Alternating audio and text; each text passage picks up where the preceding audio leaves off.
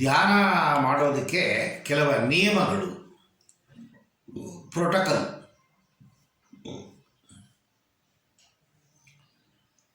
ಸ್ನಾನ ಮಾಡಬೇಕು, ಸ್ನಾನ ಮಾಡಿರಬೇಕು, ಮಾಡಿರಬಾರ್ದು ಲೆಕ್ಕಕ್ಕಿಲ್ಲ. ಒಂದು ನಿಯಮಿತ ಜಾಗವನ್ನು ಕಂಡುಹಿಡ್ಕೋಬೇಕು. ಆ ಜಾಗದಲ್ಲಿ ಬೇರೆ ಯಾರನ್ನು ಒಳಗಡೆ ಬರೋದಕ್ಕೆ ಹೋಗೋದಕ್ಕೆ ಅಲವಿಲ್ಲ. ಧ್ಯಾನದ ಕೊಠಡಿ ಒಂದು ರೆಡಿ ಮಾಡ್ಕೋಬೇಕು. ಇದು ಏನಂದರೆ, ಸರಿಯಾದ ರೀತಿಯಲ್ಲಿ ಆಧ್ಯಾತ್ಮದ ಅಭ್ಯಾಸಗಳನ್ನು ಮಾಡ್ತೀವಿ ಅಂತ ಮನಸ್ಸಲ್ಲಿದ್ದರೆ ಇದೆಲ್ಲ ಬೇಕು. ಇಲ್ಲಾಂದರೆ ಅಡುಗೆ ಮನೆ ಕುತ್ಕೊಂಡು ಮಾಡ್ಬೋದು, ಹಾಲಲ್ಲಿ ಕುತ್ಕೊಂಡು ಮಾಡ್ಬೋದು, ಸಿಕ್ಕಿದ ಜಾಗದಲ್ಲಿ ಕುತ್ಕೊಂಡು ಮಾಡ್ಬೋದು, ಉಪಯೋಗ ಇಲ್ಲ. ಧ್ಯಾನ ಮಾಡುವಾಗ ಸಿಕ್ಕಾಪಟ್ಟೆ ಎನರ್ಜಿ ದೇಹದಲ್ಲಿ ಪ್ರೊಡ್ಯೂಸ್ ಆಗುತ್ತೆ. ಅಂದರೆ ಕಾಸ್ಮಿಕ್ ಎನರ್ಜಿ ನಿಮ್ಮ ದೇಹಕ್ಕೆ ನುಗ್ಗುತ್ತೆ. ಅದು ಅಲ್ಲೇ ಇರಬೇಕು.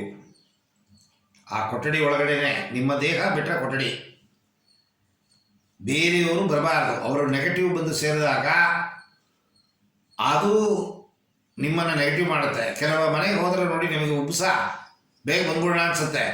ಕೆಲವ್ರ ಜೊತೆಗೆ ಮಾತಾಡೋಕ್ಕೆ ಇಡಿಸೋದಿಲ್ಲ, ಕೆಲವ್ರ ಜೊತೆಗೆ ಇರೋದಕ್ಕೆ ಇಡಿಸೋದಿಲ್ಲ. ನೆಗೆಟಿವ್, ಆ ನೆಗೆಟಿವಿಟಿ ಬರಬಾರ್ದು ಅನ್ನೋದಕ್ಕೋಸ್ಕರ ಜಾಗವನ್ನು ಸ್ವಚ್ಛವಾಗಿ ನಿಮ್ಮ ಮ್ಯಾನೇಜ್ಮೆಂಟಲ್ಲಿ ಇಟ್ಕೋಬೇಕು. ಅದನ್ನು ಲಾಕ್ ಮಾಡಿ ಕೀ ನಿಮ್ಮ ಹತ್ರ ಇರಬೇಕು. ಧ್ಯಾನಕ್ಕೆ ಮಾತ್ರ ಓಪನ್ ಆಗಬೇಕು, ಆಧ್ಯಾತ್ಮ ಸಾಧನೆಗೆ ಮಾತ್ರ ಓಪನ್ ಆಗಬೇಕು. ಧ್ಯಾನ ಮಾಡಬೇಕಾದ್ರೆ ನೆಲದಲ್ಲಿ ಒಂದು ಮ್ಯಾಟ್ ಹಾಕೋಬೇಕು. ಡೈರೆಕ್ಟಾಗಿ ಕೂತ್ಕೋಬಾರ್ದು. ಆರಾನ ಇದೊಂದು ಆಯುಷ್ಕಾಂತ ಭೂಮಿ ಎಳೆದು ಬಿಡುತ್ತೆ. ನೀವೇನು ಸೇಕರಣೆ ಮಾಡ್ತೀರಾ ಅದನ್ನು ಧ್ಯಾನ ಮಾಡ ಒಳಗೆ ಹೋಗ್ತಾರೆ ಭೂಮಿಗೆ. ಸೊ ಅದಕ್ಕೆ ಕಂಡಕ್ಟರ್ ಒಂದು ಇದನ್ನು ಮೆಟೀರಿಯಲ್ ಹಾಕಬೇಕು. ಚಾಪೆ ಗೀಪೆ ನಾನು ಹಾಕಿ ಕೂತ್ಕೋಬೇಕು. ಧ್ಯಾನದ ಕೊಠಡಿಯಲ್ಲಿ ಒಂದು ದೇವರ ಫೋಟೋ ಇಡಬೇಕು. ಬೆಳಗ್ಗೆ ಮತ್ತು ಸಂಜೆ 2 ಹೊತ್ತು ಊದಿನ ಕಡ್ಡಿ, ಸಾಂಬ್ರಾಣಿ, ಏನೋ ಒಂದು ದೀಪ 2 ಹೊತ್ತು ಹಚ್ಚಬೇಕು. ಆ ಜಾಗವನ್ನು ಪವಿತ್ರ ಮಾಡಬೇಕು. ಅದರೊಳಗೆ ನುಗ್ಗಿದ್ರೆ ಭಾವನೆ ನಮಗೆ ಬದಲಾವಣೆ ಆಗುತ್ತೆ. ದೇವಸ್ಥಾನದೊಳಗೆ ಹೋದರೆ ಹೇಗೆ ನಮ್ಮ ಮನಸ್ಸು ಚೇಂಜ್ ಆಗುತ್ತೆ, ಹಾಗೆ ಇದು ಒಂದು ದೇವಸ್ಥಾನ. ಇದು ಧ್ಯಾನ ಮಾಡೋ ಜಾಗ.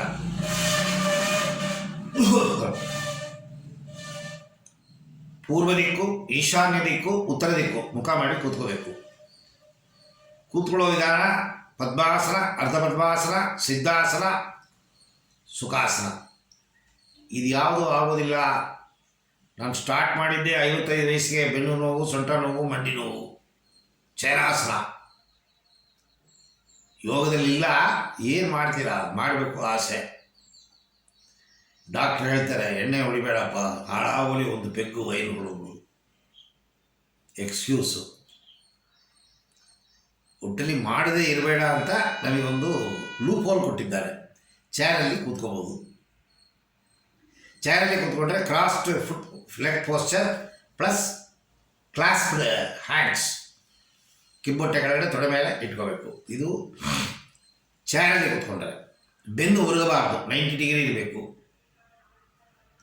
ಬೆನ್ನನ್ನು ಸೋಕಬಾರ್ದು. ಕೆಲವರಿಗೆ ಧ್ಯಾನ ಮಾಡಬೇಕಾದ್ರೆ ಅಲ್ಲಾಡುತ್ತೆ ಮೈ, ಮುಂದೆ ಹಿಂದೆ ಹೋಗುತ್ತೆ, ರೊಟೇಟ್ ಆಗುತ್ತೆ, ಸ್ಟಡಿನೆಸ್ ಸಿಗೋದಿಲ್ಲ. ಅಂಥದವರು ಗೋಡೆ ಹೊರ್ಕೋಬೋದು. ಎಲ್ಲ ಎಕ್ಸೆಪ್ಷನ್, ಲೂಪ್ ಹೋಲ್.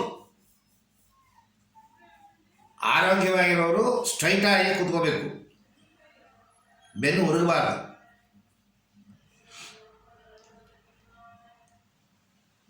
ಬೆಳಗ್ಗೆ ಬ್ರಾಹ್ಮಿ ಮುಹೂರ್ತ 4:30ಯಿಂದ 6:30 ಸೂರ್ಯ ಹುಟ್ಟೋದ್ರೊಳಗಡೆ. ಸಂಜೆ ಗೋಧೂಳಿ ಲಗ್ನ 4:30ಯಿಂದ 6:30 ಸೂರ್ಯ ಅಸ್ತಮನ ಆಗೋದ್ರೊಳಗಡೆ. ಧ್ಯಾನ ಅಂತಲ್ಲ, ಯೋಗಾಭ್ಯಾಸಗಳೆಲ್ಲನೂ ಮುಗಿಸಿರಬೇಕು. ಶುರು ಮಾಡೋದಲ್ಲ. ಧ್ಯಾನ ಮಾಡಿ ಮುಗಿಸಿದ ಮೇಲೆ ನೀರು ಕುಡಿಬಾರ್ದು, ಸ್ನಾನ ಮಾಡಬಾರ್ದು, ಕಾಲು ತೊಳಿಬಾರ್ದು, ನೀರನ್ನು ಮೈಯಲ್ಲಿ ಸೋಕಬಾರ್ದು. ಆರ ಹೊರಟೋಗುತ್ತೆ. ಏನು ಆರ ಎಕ್ಸ್ಪ್ಯಾಂಡ್ ಆಗಿತ್ತು, ½ ಅವರ್ ಬಿಟ್ಟ ಮೇಲೆ ನೀವು ಏನು ಬೇಕಾದ್ರೂ ಮಾಡ್ಬೋದು, ತೊಂದರೆ ಇಲ್ಲ. ಇದು ಬೇಸ್. ಇದು